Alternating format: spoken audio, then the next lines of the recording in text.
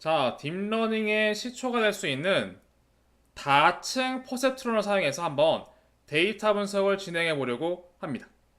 자, 우리 다층 퍼셉트론 데이터 분석을 하려고 케라스를 쓸 겁니다. 케라스를 써서 우리의 목표는 세 가지가 될 겁니다.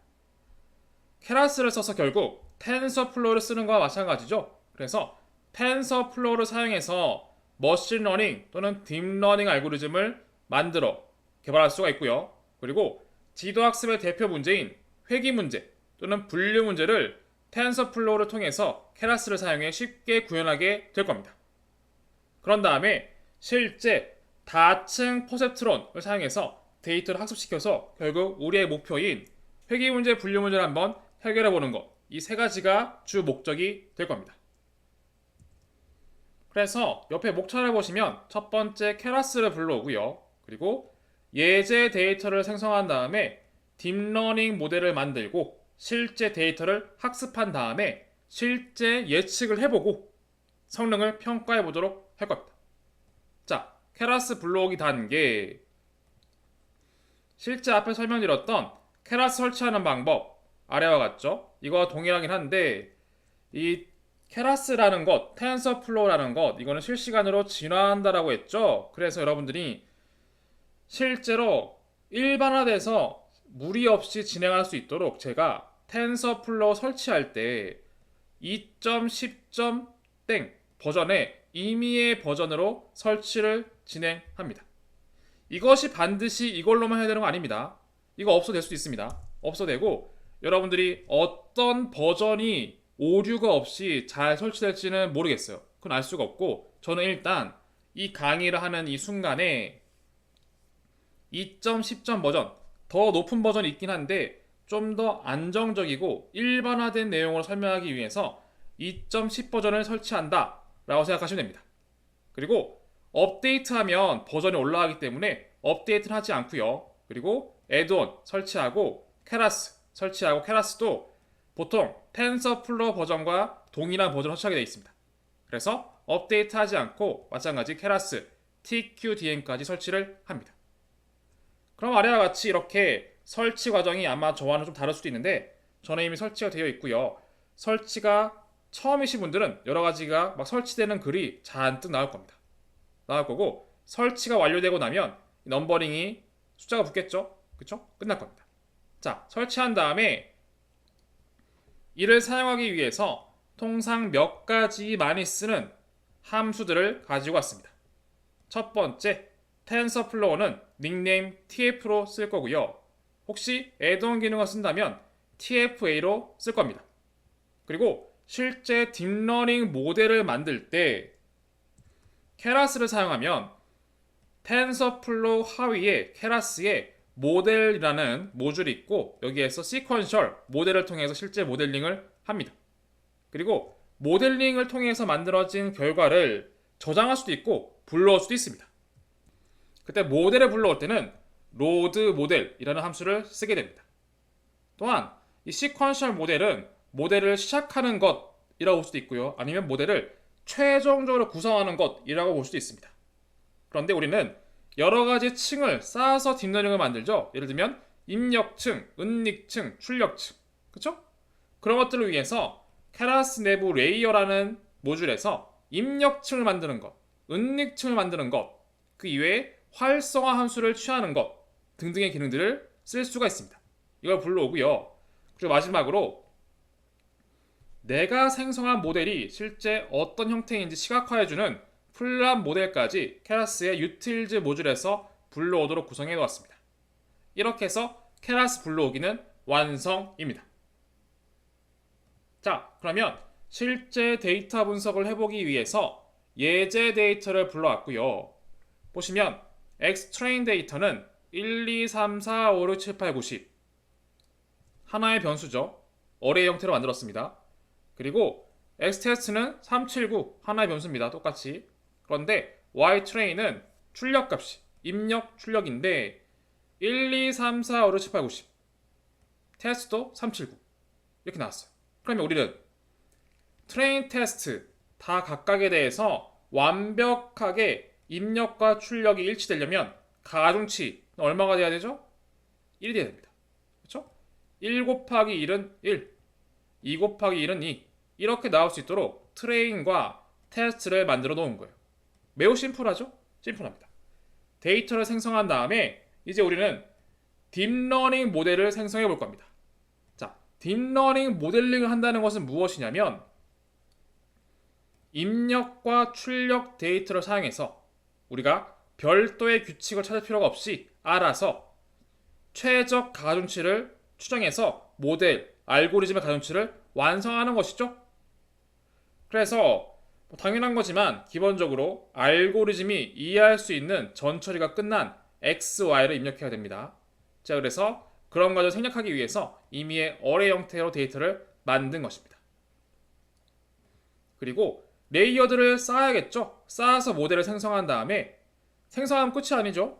이것을 어떤 평가함수, 즉 어떤 비용함수, 코스트 함수를 통해서 그걸 최적화하는데 그것을 최소화하는 방향으로 우리가 가중치를 업데이트할 것인지 정해야겠죠. 그래서 적절한 평가함수를 정해주면 케라스를 사용한 모델링 구축이 끝난 겁니다. 이러한 목적을 달성하게 되면 알아서 파이썬은 이 평가함수가 작아지는 방향으로 가중치를 추정해서 모델링을 끝낼 것입니다. 이해되시죠? 이것이 케라스를 사용한 딥러닝 모델 생성 방향입니다. 자, 그런데 케라스가 모델링을 하는 방식은 사실 세 가지 방식이 있습니다. 이것을 자세하게 말씀드리긴 시간이 안 되고 시퀀셜 API 방식, 펑셔널 API 방식, 모델 서브 클래싱 API 방식 있습니다. 무엇이냐면 간단하게 얘기하면 시퀀셜 API 방식은 단순하게 하나의 방향으로만 층을 쌓는 방식입니다. 매우 쉽고 간단합니다. 그런데 단점이 있습니다. 하나의 방향만 가야 돼요. 아니, 하나의 방향 말고 다른 방향이 있나요? 사실 그럴 수도 있습니다. 그리고 데이터를 예를 들어서 모든 변수를 하나의 방향으로 갈 수도 있겠지만 특정 변수는 딥러닝에 넣고 특정 변수는 예를 들어서 다른 랜덤 포레스트 넣을 수도 있어요. 그런 것들을 결합시킬 수 있겠죠. 사실 형태는 옆에 펑셔널 API 같이 여러 가지 구조를 우리가 사실 만들 수가 있습니다. 우리의 뇌가 단순히 하나씩 이어져 있는 게 아니죠. 여러 가지 레이어로 여러 가지 노드가 여러 가지 뉴런이 굉장히 복잡한 선으로 연결되어 있습니다. 그런데 이 시퀀셜 API 방식은 오로지 하나의 방향만 가야 돼요. 그래서 다양한 입출력이나 층의 다양한 연결이 불가능합니다. 그래서 복잡한 딥러닝 구현이 어렵습니다. 단점이 꽤 크죠. 자, 그리고 펑셔널 API 하기 전에 마지막 모델 서브 클래식 먼저 볼게요. 이것은 여러분들이 사실 프로그래밍 수준이 어떨지 모르겠는데 사실은 이 클래스 구조로 쓰는 게 가장 다양한 구조를 만드는 효과적입니다.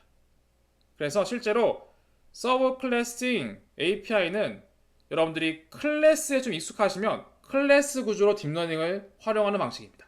그래서 실제로 어떤 변수를 쓸 것이며 모델은 어떻게 구성해서 콜만 부르면 그 모델을 쉽게 불러와줍니다. 한번 작성만 잘 해놓으면 실제 재활용할 때는 매우 효율적인 건 맞습니다. 그래서 실제로 새로운 수준의 다양한 딥러닝 아키텍처를 그냥 다 만들 수가 있어요. 그래서 만약에 여러분들이 실제 다양한 딥러닝을 개발하고 싶다, 많이 만들고 싶다 한다면 사실은 서브 클래싱 방식이 제일 좋긴 합니다.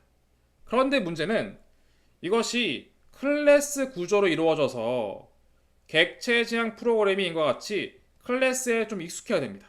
그래서 코드 사용이 좀 까다로울 수 있습니다. 자, 그러면 서브 시퀀설은 너무 단순하고 서브 클래싱은 너무 복잡할 수 있습니다. 그래서 저희는 가운데에 있는 펑셔널 API 방식을 쓸 겁니다. 이것은 딥러닝의 층을 그나마 클래스보다는 좀 더 쉬운 우리가 좀 익숙하게 쓰고 있는 함수 형태로 각 층을 정의합니다. 훨씬 이해하기가 쉽습니다. 그리고 다소 객체지향 프로그래밍 이런 거 모르셔도 좀 더 쉽게 작성할 수가 있고요. 훨씬 이해가 좋습니다. 그리고 장점은 시퀀셜 API가 불과한 다양한 복잡한 딥러닝 모델링이 거의 다 가능합니다. 거의 다. 어지간해서는 다 가능합니다. 그렇지만 직접적으로 연결되지 않는 딥러닝층, 한마디로 거의 다 가능한데 일부 안 되는 게 있긴 하다. 너무 복잡한 것, 특이한 케이스의 연결, 이런 것들은 좀 어렵다. 그런 것들은 사실 아래에 있는 서브 클래식 방식으로 하는 게 제일 좋습니다. 그러나 여러분들은 지금 딥러닝을 처음 접하신 분들이 제일 많기 때문에, 그렇다고 너무 쉬운 방식을 쓰면 다시 공부해야 돼요. 그쵸? 그래서 저는 이 수업에서는 너무 어려운 아키텍처 쓰지 않고, 그렇다고 다시 또 공부해야 되는 너무 단순한 방식도 쓰지 않고, 저희는 펑셔널 API 방식을 쓸 겁니다. 이해하시죠? 이런 방식으로 딥러닝 모델링을 해볼 겁니다. 자, 간단하게 시퀀셜 방식과 펑셔널 API 방식, 간단하게만 딥러닝 모델링 구성을 비교해 볼게요. 보시면, 자, 우리가 별도 함수를 일단 불러왔습니다. 모델에서 시퀀셜 방식, 사실 시퀀셜 방식이 정확히는 시퀀셜 방식으로 모델을 만드는 방식이고, 모델은 펑셔널 API 방식으로 모델을 만드는 것입니다. 그리고 레이어, 은닉층을 쌓는 것, 그리고 시각화하는 것, 이걸 의미로 불러왔고요. 시퀀셜 방식의 딥러닝을 어떻게 만듭니까? 처음에 모델 선언합니다. 임의로 여러분들이 원하는 변수 쓰면 돼요. 나는 모델링을 할게. 근데 시퀀셜 방식이야 라고 모델 구성을 선언합니다. 그런 다음에 시퀀셜은 그냥 단방향이기 때문에 그냥 이 모델에다가 은닉층을 add 함수를 통해 붙이면 돼요. 붙이고 끝입니다. 그런데 이 첫 번째 은닉층은 이 x 입력값 들어오면은 그 x를 입력하는 레이어겠죠? 그래서 몇 개의 노드를 쓸지를 내가 숫자를 정해주는 거예요. 5개의 노드 넣을게요. 마음대로 하시면 돼요. 그리고 우리가 예제 데이터 보시면 x가 변수가 하나죠. 자, 변수 개수가 중요합니다. 딥러닝은 로우의 개수는 궁금해하지 않아요. 어디에도. 변수의 개수는 몇 개야? 하나입니다. 라고 써있어요. 그래? 그리고 저희가 앞에서 이론에서 액티베이션 함수가 마지막 출력 부분에 관여한다라고 얘기했지만 사실은 모든 층마다 액티베이션이 들어갑니다. 그래서 각 은닉층에도 결국 입력값이 은닉층을 통과한 다음에 비선형 함수를 통해서 변경해줍니다. 자, 우리가 이론에서 배웠던 것은 뭐 계단형 액티베이션 함수, 시그모이드 함수 배웠죠. 근데 여기에는 렐로라고 되어 있습니다. 이게 뭔지는 설명 아직 안 드렸습니다. 그런데 일단 렐로로 쓰겠습니다. 그렇게만 이해해 두시면 되고요. 그래서 이 은닉층에는 렐로 액티베이션 끝입니다. 뭐 별도로 함수를 만들고 할 필요 없어요. 알아서 다 만들어져 있습니다. 자, 그러면 5개의 뉴런이 생성되죠. 여기에 은닉층을 추가합니다. 뉴런은 3개, 액티베이션 함수는 렐로 그대로 씁니다. 그런 다음에 마지막 출력가, 이건 출력층입니다. 은닉층은 아니고 출력층이고, 왜냐면 출력을 하나로 만들어요. 왜 하나죠? 자, 우리 예제 데이터 보면 하나의 변수가 들어가서 하나의 변수가 출력되죠. 하나의 변수 들어가서 하나의 변수 출력됩니다. 이 변수의 개수를 만들어주는 거예요. 자, 그래서 변수는 최종적으로 하나가 필요합니다. 들어온 값을 하나로 요약해주세요. 그리고 저는 회계 문제 풀 겁니다. 회계 문제 액티브 함수는 변경할 필요가 없죠. 그냥 리니어라고 쓰면 끝입니다. 그런 다음에 궁금하다면 모델의 서버리를 통해서 네트워크의 구조를 출력해 주기도 하고요. 텍스트로. 그리고 플랫 모델에 모델을 넣으면 시각화도 해줍니다. 끝입니다. 딥러닝 모델링 이게 끝입니다. 매우 심플하죠. 시퀀셜 선언 계속 층을 붙이는 겁니다. 자, 그러면 이 방식 말고 펑셔널 방식, 이건 무엇입니까? 자, 약간 구조가 다릅니다. 이것은 실제 층마다의 함수가 있어요. 그래서 입력층, 은닉층, 하나니까 출력층 이렇게 만듭니다. 그런데 형태가 약간 다른 게 원래 시퀀셜에 입력층이 없었죠. 입력층을 생성합니다. 그렇죠? 그런 다음에 입력되는 데이터의 변수가 몇 개야? 하나입니다. 라고 지정해 줍니다. 하나. 이 로우 개수 아닙니다. 컬럼 개수입니다. 컬럼 개수. 그리고 콤마를 처해줘야만 이것이 콤마가 없으면 이게 로우인지 컬럼인지 몰라요. 그래서 콤마를 취해줘야만 그 뒤에 혹시 2차원이 아니라 3차원일 수도 있죠, 데이터가. 그쵸? 그렇기 때문에 변수, 로우 말고 깊이 이런 거 없구나 라고 인지하기 때문에 콤마를 취해줍니다. 그래서 입력층 생성 이것을 변수 인풋으로 그냥 넣었습니다. 이름은 마음대로 쓰면 됩니다. 저희는 이거 전혀 없습니다.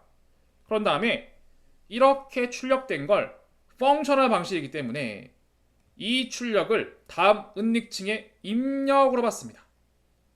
그런 다음에 은닉층은 add 필요 없습니다. 그냥 dance, 은닉층 생성, 뉴런 5개, 액티베이션, 렐로. 이게 바로 함수 형태인 거예요. f와 마찬가지죠. 이 입력이 이 함수를 거쳐서 아웃풋이 나온다 라는 뜻이에요. 그래서 입력값이 입력층을 거친 것, 은닉층을 거쳐서 출력값, 그리고 이 출력값은 다음 은닉층에 입력, 또 은닉층 뉴런 3개 출력. 이 출력은 마지막 출력층 뉴런이 하나죠. 출력층에 입력으로 들어가서 액티베이션, 선형, 그런 다음에 출력합니다. 그런 다음에 그제서야 불러왔던 모델 함수가 호출됩니다. 이렇게 층을 만들었고 이건 층밖에 없죠. 그런 다음에 모델은 실제로 입력층은 이거고 출력층은 이거야. 내부 구조는 위에 있어 라는 뜻이에요. 그래서 입력층과 출력층을 선언해주고 모델은 그것을 규합해줍니다. 그것을 모델로 최종 반환한 거예요. 여기에서 모델과 동일한 겁니다. 반환한 다음에 마찬가지 서머리, 플랫 모델을 통해서 텍스트 출력 그리고 시각화 출력이 가능합니다. 이해하시죠? 이렇게 시퀀셜 방식, 펑셔널 방식 다릅니다. 저희는 뭘 한다고 했죠? 저희는 펑셔널 방식으로 구현해 볼 겁니다. 자, 이렇게 정리해 드리고요. 자, 우리 실제로 실습하기 전에 간단하게 액티베이션 함수를 좀 정리해 보겠습니다. 자, 앞서 제가 액티베이션을 리니어 이렇게 쓴 걸 본 적이 있는데 실제로 이미의 회귀 문제는 사실 액티베이션 함수를 안 써도 됩니다. 없어도 상관없죠. 그냥 입력이 출력되는 거기 때문에 없어도 되지만 좀 명확한 확인을 위해서 저는 보통 리니어라고 명확하게 써줍니다. 그리고 혹시나 0과 1 사이 값으로 회귀 문제, 이것은 결국 분류 문제가 같죠? 그때는 시그모이드 또는 0일값 분류 문제 이외에도 마이너스 1과 1 두 개로 분류하는 것 전부 시그모였습니다. 그런데 분류 라벨이 0, 1, 2, 3, 4, 5 또는 10개 이런 거야. 이렇게 단일 라벨 또는 다중 라벨 여러 가지 가능합니다. 가능할 때 이렇게 멀티 클래시피케이션 라벨이 여러 개인 케이스라 보시면 됩니다. 이런 경우에는 소프트맥스를 씁니다. 그리고 멀티 클래시피케이션이긴 한데 여기에서 실제로 내가 하나의 값이 단순하게 0 또는 1 말고 한 로우가 0, 1, 2, 3 여러 가지의 라벨을 한꺼번에 선택할 수도 있겠죠? 그걸 다중 라벨이라고 합니다. 그럴 땐 또 시그모를 씁니다. 이런 건 참고만 하시고요. 이런 방식을 지금부터 쓸 겁니다. 자, 한번 정리해 드렸고요. 자, 그래서 실제 실습으로 가면 아래와 같습니다. 일단 시퀀셜 방식을 제가 위에 있는 코드를 그대로 복사한 겁니다. 복사해서 넣었습니다. 함수 불러오고 시퀀셜로 구성 선언 add 은닉층, add 은닉층, add 출력층, 서머리, 시각화 끝입니다. 그러면 출력 결과는 아래와 같습니다. 모델 서머리는 아래와 같이 텍스트 출력을 하고요. 그리고 플랫 모델은 아래와 같이 시각화를 해줍니다. 자, 지금은 간단하니까 이 시각화가 사실 특별하게 안 느껴질 수 있는데 모델이 굉장히 복잡해지면 시각화가 굉장히 힘이 됩니다. 요약되기 때문에. 자, 그래서 실제로 은닉층, 은닉층, 출력층 이렇게 나오죠. 나오고 아웃풋 쉐입이 나옵니다. 자, 입력값 들어오면 5개의 뉴런으로 바뀐다 라는 뜻이에요. 그리고 로우는 넌이라고 되어 있죠. 왜냐면 이것은 배치와 이폭을 통해서 몇 개 들어갈지 몰라요. 결국 다 학습하는 겁니다. 중요한 건 변수의 개수 이겁니다. 뉴런의 개수 5개로 요약이 되고 다시 한번 은닉층은 3개로 요약 그리고 출력층은 1개로 요약한다 라는 뜻이고 각각에 대해서 몇 개의 파라미터가 필요한지도 함께 제시가 되어 있습니다. 이 파라미터의 개수에 대해서는 제가 한번 이론에서 왜 이렇게 나오는지 정리해 드리겠습니다. 지금은 참고만 하시면 됩니다.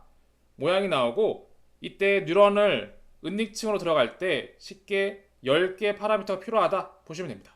10개 파라 추정해야 되고 그 다음 층 넘어갈 때 18개 그리고 최종적인 층 넘어갈 때 내가 필요하다. 그래서 총 10, 18, 4 더하면 32개다. 이렇게 볼 수가 있습니다. 자, 그래서 우리는 이런 딥러닝을 만들면 32개의 파라미터를 추정해야 돼요. 이해되시죠? 그런데 여기서 데이터가 최소한 32개 이상 있어야 돼요. 그게 훨씬 효과적입니다. 그렇게 돼야 되는데 저희는 지금 예제이기 때문에 간단하게 그렇게 하지 않았습니다. 자, 다음은 펑셔널 방식입니다. 펑셔널 방식. 위 코드를 그대로 복사했습니다. 복사. 그래서 기본적으로 입력층, 은닉 출력이죠. 그래서 앞에 시퀀션과 다르게 은닉층이 하나 더 표시되는 것밖에 없습니다. 여기서는 별도의 가중치 추정은 없습니다. 그냥 표시입니다. 그 다음에 동일하죠? 5개, 3개, 1개, 10개, 18개, 4개, 32개입니다. 그리고 시각화까지 보여줍니다. 자, 그러면 이렇게 은닉층을 만드는 시퀀셜 방식, 펑셔널 방식 함께 보았죠? 이걸 좀 더 상세하게 설명드리겠습니다. 일단 인풋이라 되어 있는 건 신경망의 입력층입니다. 샘플 크기는 알 필요가 없고 나머지 크기, 보통 변수의 크기 3천이면 깊이까지 표시합니다. 로우는 필요가 없습니다. 그리고 덴스 레이어는 신경망의 기본층입니다. 그래서 시간 흐름을 반영하는 그런 케이스가 아닌 경우에는 은닉층을 만들 때 대부분 사용하는 함수다. 이렇게 이해하시면 됩니다. 그리고 이 덴스 레이어는 입력과 출력을 연결하는 함수의 형태죠. 그리고 추정해야 될 가중치를 가지고 있습니다. 몇 개인지 표시가 되죠. 그 이유 때문입니다. 그리고 첫 번째 인자 5, 3, 1은 내가 몇 개의 뉴런 값을 출력할 것인가 이를 표시하는 것입니다. 즉 여기 5라는 것은 한 개의 변수가 5개의 변수로 마치 전 처리돼서 생성되는 것과 유사하다라고 볼 수 있는 거죠. 그렇죠? 그렇습니다. 한 개의 변수밖에 안 들어가는데 우리는 5개로 뉴런을 확장하니까 한 개의 변수가 여러 가지의 경우의 수, 조합들을 계산해서 결국 5개의 피처 엔지니어링이 되는 것이죠. 그리고 두 번째 인자라는 것은 액티베이션이죠. 출력값을 목적에 맞게 변환하는 활성화 함수입니다. 뭐 리니어, 시그모이드, 렐루 이런 거 쓴다라고 볼 수가 있고요. 그리고 앞서 봤던 결과를 다시 한번 보면 파라미터 개수가 출력되고 있죠. 이 파라미터 개수. 왜 이런 파라미터 나올까 궁금할 수 있습니다. 그 파라미터 개수를 설명드리기 위해서 아래 그래프를 한번 보시겠습니다. 분명히 우리의 데이터 분석은 현재 이런 모습입니다. 예제 데이터는 하나의 변수가 들어가죠. 하나의 변수가 들어갑니다. 5개의 노드를 보유하고 있는 은닉층 첫 번째 은닉층 1에 대해서 1, 2, 3, 4, 5 5개의 뉴런이 있습니다. 이렇게 하나의 변수가 5개로 확장이 되고 이를 다시 3개로 줄이고 최종적으로 하나로 만들고 있죠. 그러면 생각해 보시면 됩니다. 이제 첫 번째 은닉층 1에서는 변수 하나가 5개 들어가죠. 이 선마다 가중치가 있습니다. 그렇죠? x가 가중치 곱해서 1로 들어가고 각각 가중치가 곱해져서 여기 들어갑니다. 따라서 5개가 필요하겠죠. 그쵸? 근데 왜 10개입니까? 기본적으로 회귀분수 생각하시면 우리가 여기에서 가중치를 곱한 다음에 통상 상수항을 더하죠. 그래서 상수항도 하나 더한 다음에 들어갑니다. 그쵸? 회귀분석 같은 모습 보시면 상수항 붙이는 것과 동일합니다. 그래서 이 x는 실제로 여기 h11이 되기 위해서 ax 더하기 상수항 b가 되는 거예요. ax 더하기 b가 1로 가고 또 ax 더하기 b가 1로 가고 ax 더하기 b가 1로 가죠. 물론 다른 a, b가 들어가겠죠. 다른 가중치의 파라미터 값일 건데 초기 값은 다를 건데 형태는 ax 더하기 b가 1로 들어간다. 이게 중요한 겁니다. 그래서 하나의 선에는 어떻게 되죠? 가중치 하나와 편향이라고 합니다. 아까 상수항을 편향이라고 하는데 편향 파라미터가 필요합니다. 각 선마다. 그쵸? 2개씩 필요하죠? 2개, 2개, 2개, 2개, 2개. 총 10개입니다. 다시 한번. 변수 하나가 5개 뉴런으로 가는데 각 뉴런마다 가중치 하나, 편향, 상수항 하나, 2개가 필요. 따라서 5를 곱하면 10개. 이렇게 되는 겁니다. 두 번째 은닉층. 이제는 5개의 입력이 3개로 들어가죠. 그쵸? 선을 보시면 각 뉴런당 5개가 필요해요. 선이 중요합니다. 자, 지금 보시면 이 5개의 입력이 하나의 은닉층 들어가죠. 앞에서 하나의 입력이, 하나의 변수가 5개로 갔는데 이젠 5개의 입력이 첫 번째, 두 번째 은닉층에 첫 번째 뉴런으로 들어갑니다. 그래서 노란색이 하나, 둘, 셋, 넷, 5개예요. 그쵸? 여기에 5개의 가중치와 상수항 필요하겠죠. 총 6개 필요합니다. 맞죠? 그래서 5개의 노란색 가중치와 편향 하나 6개 필요하고 6개는 두 번째 뉴런에도 6개, 세 번째 뉴런 녹색 선 5개와 상수항 하나 6개 필요합니다. 그래서 6개, 6개, 6개 총 18개가 필요한 거예요. 마지막 3개의 입력이 하나의 뉴런으로 입력되죠. 그렇죠? 그래서 결국 선의 개수에 따라서 가중치가 필요하죠. W, W, W. 그렇죠? 거기에다가 상수항 하나. 그래서 총 4개가 필요합니다. 그래서 통상 10개, 18개, 4개가 필요한 거고 총 32개의 가중치가 필요한 거죠. 이해되시죠? 이렇게 해서 파라미터의 개수 자동으로 이렇게 찾아주는구나 볼 수도 있습니다. 이해되시죠? 우리는 이걸 참고해서 최소한 몇 개의 데이터가 필요하겠네 이 정도만 느끼시면 괜찮습니다.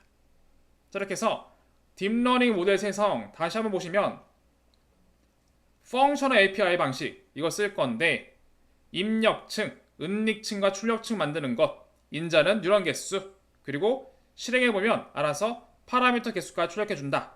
이렇게 이해하시면 됩니다. 자, 그러면 딥러닝으로 펑셔널 API 방식 모델 생성까지 마쳤습니다. 이젠 실제로 데이터를 한번 학습해 봐야만 합니다. 그렇죠? 자, 그런데 앞에서 우리가 이미 문제 유형에 따라서 액티베이션 뭘로 쓸지 결정한다고 했죠. 이것뿐만 아니라 실제 회귀 문제를 쓸 거냐 아니면 분류 문제를 쓸 거냐에 따라서 실제 다른 비용함수를 썼습니다. 예를 들어서 임의의 회귀 문제 리니어 리그레션에서 비용함수 뭐였죠? MS였습니다. 동일하게 MS에 쓰면 끝납니다. 그리고 0과 1 사이의 회귀 문제는 사실 이것은 분류 문제에 유사하죠. 거의. 따라서 여기에서는 MS 쓸 수도 있고요. 바이너리 크로스 엔트로피 쓸 수도 있습니다. 그리고 애초에 2개의 클래시피케이션 또는 멀티 클래시피케이션이더라도 라벨이 여러 개 가능해. 이런 케이스는 바이너리 크로스 엔트로피를 통상 비용함수로 많이 씁니다. 그리고 라벨이 여러 개야. 단순히 0, 1이 아니라 0, 1, 2, 3, 4, 5, 6, 7, 8, 9 이렇게 여러 가지 라벨을 찾아야 한다라고 한다면 그때는 카테고리컬 크로스 엔트로피를 비용함수로 많이 씁니다. 자, 여기에서 단일 라벨, 다중 라벨은 라벨이 하나다 그런 뜻이 아닙니다.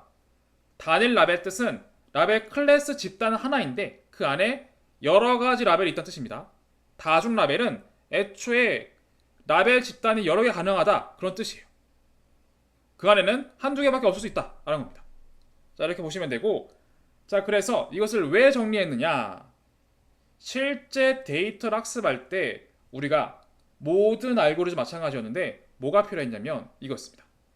비용함수 필요했죠. 그리고 비용함수를 최소가 되는 방향으로 움직이는 것 무엇이었죠? 최적화였습니다. 그러면 최적화를 해주는 알고리즘 필요합니다. 그렇죠? 그리고 비용함수와 동일할 수도 있는데 사실 이 비용함수는 알고리즘에 대한 비용함수고요. 흔히 평가함수라고 하면 애초에 알고리즘이 아니라 애초에 이 문제, 너는 어떤 회귀 문제를 풀 거니? 어떤 분류 문제를 풀 거니? 그 성능을 어떻게 평가할래? 그때는 평가 함수라고 합니다. 그래서 데이터를 학습할 때 우리가 지정해줘야 됩니다. 모델에다가 내가 컴파일 할게요 라고 함수를 써주고 어떤 비용 함수를 쓸지, 어떤 최적화 알고리즘 쓸지, 실제 문제 평가 함수는 뭘로 할지 결정해 줍니다. 뭐 로스와 평가 함수는 같을 수도 있습니다. 같을 수도 있지만 지금은 리니어 리그레션 형태를 보고 있기 때문에 로스는 그와 동일한 MS를 쓰고 있고요. 실제 모형 평가는 MAE로 한번 평가해 볼 겁니다. 자, 평가라는 뜻은 이 로스는 애초에 데이터를 학습할 때 줄여주는 값이고 이 매트릭은 애초에 학습이 다 끝났어. 가중치가 나오죠. 그걸로 별도의 y를 예측해 그런 다음에 실제 y와 얼마나 유사한지 다시 한번 체크한다. 이렇게 보시면 됩니다. 그래서 아래와 같이 로스는 비용 함수, 출력값이 목표값과 얼마나 유사한지 평가. 이 로스는 실제로 FO 또는 데이터를 학습할 때마다 바뀔 수 있겠죠. 그렇죠?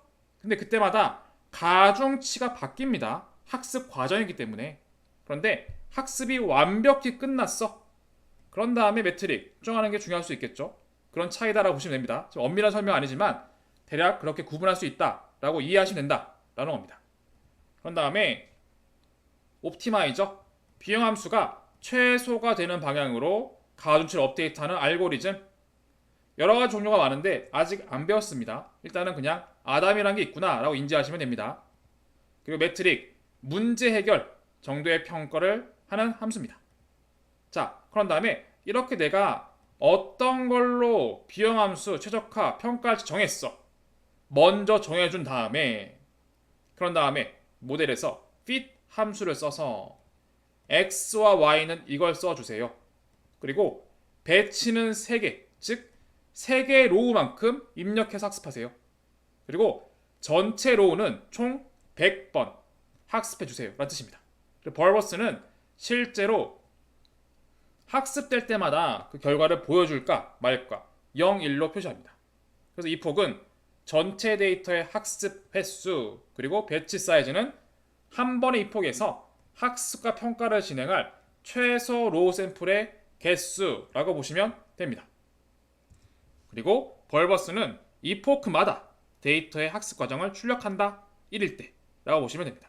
자, 이 두 개의 코드를 그대로 복사했습니다. 아래와 같이 모델 컴파일 로스 옵티마이저 매트릭스, 모델 fit xtrain ytrain 이폭 배치 벌버스 저장했습니다. 그럼 아래와 같이 출력됩니다. 이 폭이 증가하죠. 이 폭이 1 이렇게 들어갑니다. 1, 2, 3, 4.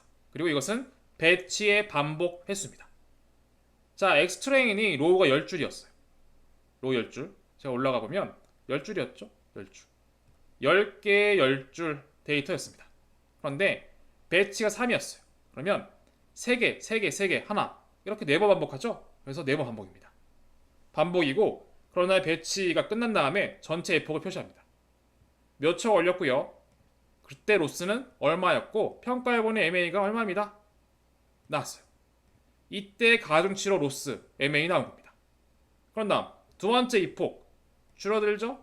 줄어들죠? 계속 줄어듭니다. 그렇죠? 언제까지? 100번 까지 줄어듭니다. 이렇게 줄어들었죠? 줄어들었습니다. 자, 그런 다음에 이 과정을 별도의 히스토리로 저장해서 보통 시각화를 많이 합니다. 그래서 아래와 같이 제가 판다스와 매트플랄립을 함수를 가지고 왔고요. 실제로 데이터 프레임 만들어서 모델 feed에서 이것은 학습되어 저장된 변수죠. 여기에서 히스토리라는 함수가 있습니다. 내부 저장된 함수가 있습니다. 값이겠죠. 저장된 값인데 여기에서 MAE만 별도로 뽑아와서 그것을 데이터 프레임으로 저장, 그런 다음에 플랫 함수로 시각화했습니다. 그럼 아래와 같이 이렇게 이 폭, X축은 이 폭입니다. Y축은 MA가 감소하는 것을 이렇게 시각화, 직선 또는 스캐터 플롯처럼 보여주는 것입니다. 자, 이렇게 해서 우리는 예제 데이터 불러오고 모델 펑셔널 API를 만들고 데이터를 컴파일과 fit으로 단 2줄로서 끝냈습니다. 매우 간단하죠? 그럼 실제로 데이터를 예측해보고 평가해야 됩니다. 어떻게 하느냐? 자, 우린 분명히 뭘 넣었죠? 1, 2, 3, 4, 5, 6, 7, 8, 90. 그쵸? 그럼 이렇게 나와야 돼요. 3, 7, 9 넣으면 이렇게 나와야 돼요. 그렇죠. 그래서 실제로 이것은 잘 안 나오긴 했는데 다시 한번 실행해 볼게요. 그랬더니 실제 예측 결과 바뀌었습니다. 자, 다시 한번 정리드리면 학수도 바뀌었을 거예요. 아마 제가 다시 실행했는데 실제 로스와 MA가 5부터 해서 이렇게 급격하게 4, 3, 2, 1 줄어드는 걸 볼 수가 있죠. 0. 얼마까지. 실제 그래프도 이렇게 MA가 이 폭에 따라서 크게 감소하는 걸 볼 수가 있습니다. 자, 이걸로 어떻게 예측하냐면 모델에서 predict 함수로 우리가 쉽게 예측할 수가 있습니다. 여기에 x 트레인을 넣어줬더니 그렇죠? 바로 y의 트레인 예측값이 나왔고 수치를 보시면 1, 2, 3, 3, 4, 5, 6, 7, 8, 8 나왔죠. 원래 값은 1, 2, 3, 4, 5, 6, 7, 8, 9였습니다. 거의 근접하죠? 그렇죠? 그리고 제가 재실행한 이유는 실제 실행할 때마다 초회값이 다르기 때문에 지금 보시는 바와 같이 로컬 미니멈에 빠지면 잘 안 나올 때가 있습니다. 예제도 너무 심플하기도 하고 정교하게 딥러닝을 쓴 건 아니에요. 어쨌든 실행할 때마다 값은 바뀔 수가 있습니다. 여러분 이론에서 배운 것처럼. 그래서 x 트레인을 넣었더니 다음과 같이 값이 나왔죠. 1부터 9까지 매우 유사한 걸 알 수가 있습니다. 또한 테스트를 넣어봤더니 실제 3, 7, 8 나왔죠? 매우 정확하죠? 정확한 방향으로 가는 걸 볼 수가 있습니다. 이렇게 해서 쉽게 프리딕트 함수를 써서 예측까지 할 수가 있습니다. 자, 또한 예측뿐만 아니라 평가도 가능한데 모델에서 evaluate 함수를 쓰면 여기에다가 xtrain, ytrain을 넣어주면 알아서 예측까지 한 다음에 실제로 최종 로스와 MAE 값을 출력해 줍니다. 마찬가지 xtest, ytest 넣어주면 최종 로스와 MA를 출력해 줍니다. 그래서 실제로 트레인보다 테스트가 성능이 좀 더 낮은 걸 알 수가 있죠. 이건 당연한 겁니다. 그렇죠? 또 하나 지금 위에 학습 과정 보시면 여기에 보시면 로스와 MA가 트레인 기준에서 0.43, 0.54가 나왔죠. 근데 여기에서 이밸류에이션 0.40, 0.53이 나왔습니다. 다른 숫자죠? 왜 그럴까요? 자, 위에서는 가중치를 입폭마다 계속 변경하고 있습니다. 그쵸? 100번 내내 변경되었어요. 그 과정에서 업데이트 되는 거고 최종적으로 출력된 가중치로 다시 재계산한 겁니다. 여기에서는 실제 입폭에서 4번의 배치를 돌죠. 각 배치마다의 로스와 MAE의 평균값을 계산합니다. 한마디로 이 4번에서도 실제로 4번 각각에 따라서 로스, MA 다르겠죠. 그 평균값이에요. 그런데 여기에 출력된 건 최종적으로 가중치가 입폭 100번에서 마지막 4번째 배치까지 끝난 그때의 가중치로 전체 데이터에 대해서 다시 한번 계산한 로스와 MA이기 때문에 실제로 값은 다를 수밖에 없습니다. 참고하시기 바랍니다. 그래서 최종적인 가중치로 다시 한번 추정된 로스와 MAE, 트레인 테스트 각각 이밸류에이트 함수로 쉽게 추정 가능하다. 이렇게 해서 우리는 케라스 불러오고 예제 데이터, 모델 생성, 학습, 예측, 평가까지 모두 해보았습니다.